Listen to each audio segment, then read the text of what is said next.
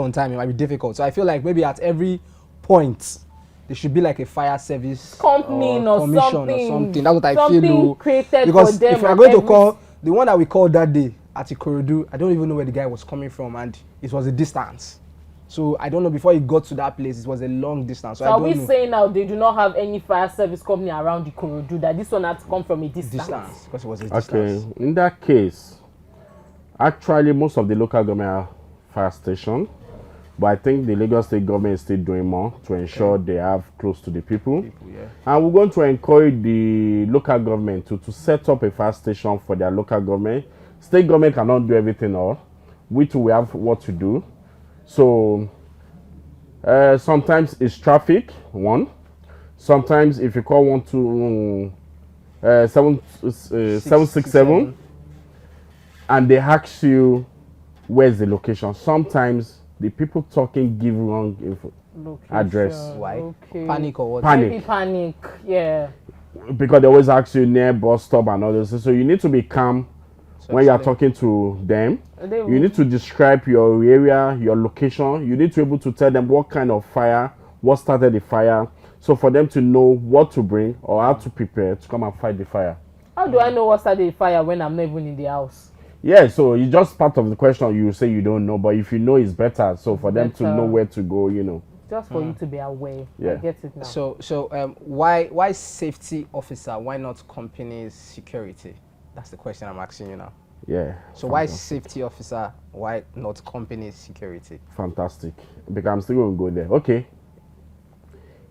In a standard world where there's safety, internationally standard, in every organization, before they could employ any staff as a full staff or a contract staff, when you come in for a induction, the first thing they should do is for you to go through safety training.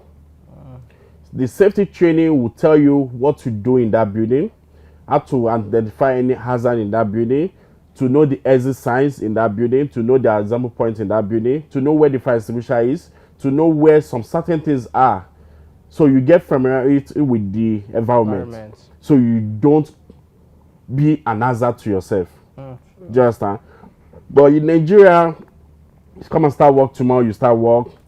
Nobody even introduce you to where the fire extinguisher is. Nobody even tell you where the smoke alarm is. Nobody even tell you where the exit is. So if there's an issue, how will you run out from the building? You get panic.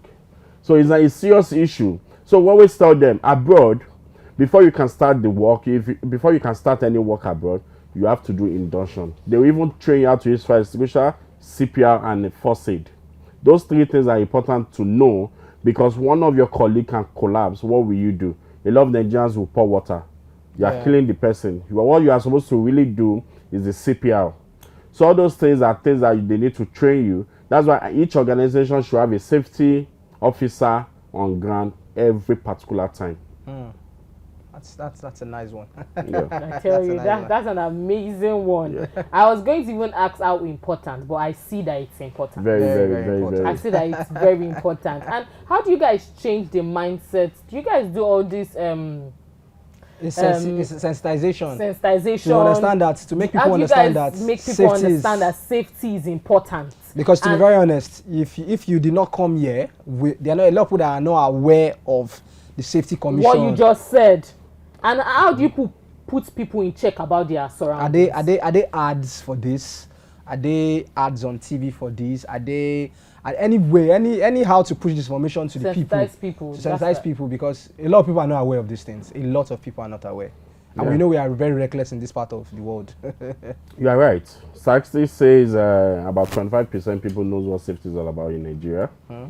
And so what we've been doing, like me, I have a group called Community Safety. We do summits, we do awareness on social media, we go to local government. It's called, if you go to Instagram, it's there, Community Safety, we do it. Same thing as Safety Commission, because I got, it was approved by Lagos State Safety Commission, the Community Safety. And then too, they do a lot of awareness every time, billboard, TV advert. So that's part of the safety for you. Okay. I just said, and the number is part of the awareness we are giving out for everybody at workplace. Ensure you have that number and make sure you call. So we are trying, we are moving. And the major thing now is for the public to support by making sure the culture comes to them. Very important. Once you don't have culture of safety, you never know safety. You never believe in safety. You always call in Jesus, God forbid. And that will not work for you. True that. Because let's face reality. You understand?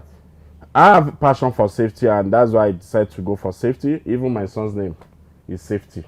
So you can imagine. So everything I do is safety all the time. It's not as if I'm perfect, but because the environment will not make you perfect. But we are trying our best to ensure we bring safety to everyone in Lagos, especially all over Nigeria. So my final question for you is, have you had any memorable experience within this your safety business?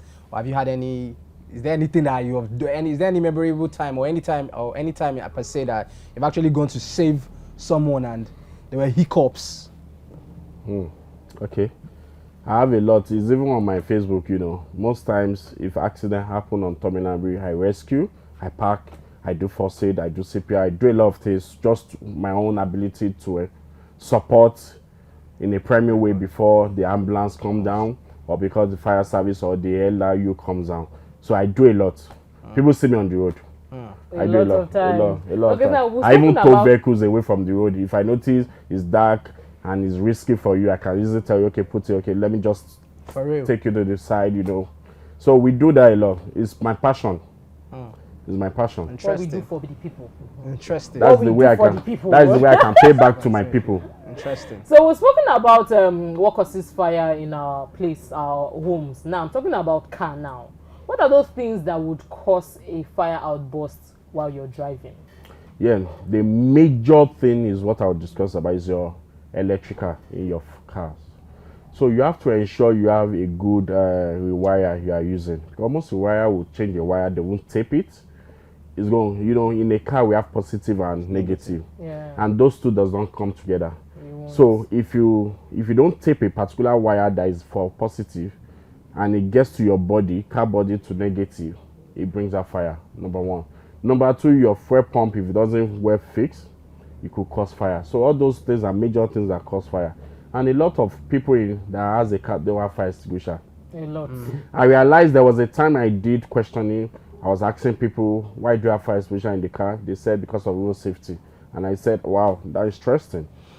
You didn't even have fire extinguisher to save your car. It's because of road safety. That is how worse the thing is. And a lot of people don't even check their fire extinguisher in the car because it expired. Yeah, you have to service it. At least, worst time you can service is 1 year, every 1 year. Oh, service the fire. Recommendation is 6 months. Do we have people that do the services? Because the problem with this thing is information, like I always say. Yeah, it is. Like okay, when I used my fire extinguisher at home for that fire outbreak, I was still thinking, where can I get people that would refill this? You know, stuff like this. I don't know if the information is out there. Yeah, they are there everywhere. I'm sure if you go to Google and say, how can I service my fire extinguisher, or where can I service my, something will come out. We have it all over. Oh, okay. It's just for you, and you know, Google is app. Okay, no problem. Enough, you know, just to Google, and someone will come on and say, okay, I do it, and you contact the person and you can do it. Okay, so my next question is, how much knowledge can a person have to be aware that anything can happen at any time? Yeah. Wow. Okay. Let me put it this way. Firstly, when you have a home, you need to study your home. There's kitchen, there's bathroom, there's room, there's living room. When it comes to kitchen safety, most times what can easily be an accident in your kitchen is your gas cooker, your kettle, your microwave, your blender, and all those things. So you are supposed to make sure, that's why I said the other time, housekeeping. You make sure where you kept them is properly kept, one. You don't overload your socket. Don't plug your microwave and kettle together in a particular, you are overloading that socket and it could get, So you have to ensure housekeeping in your kitchen. Put things properly, different sockets, arrange it where I can tell you are preventing. In your living room, your AC, your junction box, and all those things must be well kept arrange properly. Never overload any socket. And make sure when you are leaving your home at the particular time, pull off all devices in your house. True. Pull off all, especially the AC, fan, radio, and all those things. TV, put them off.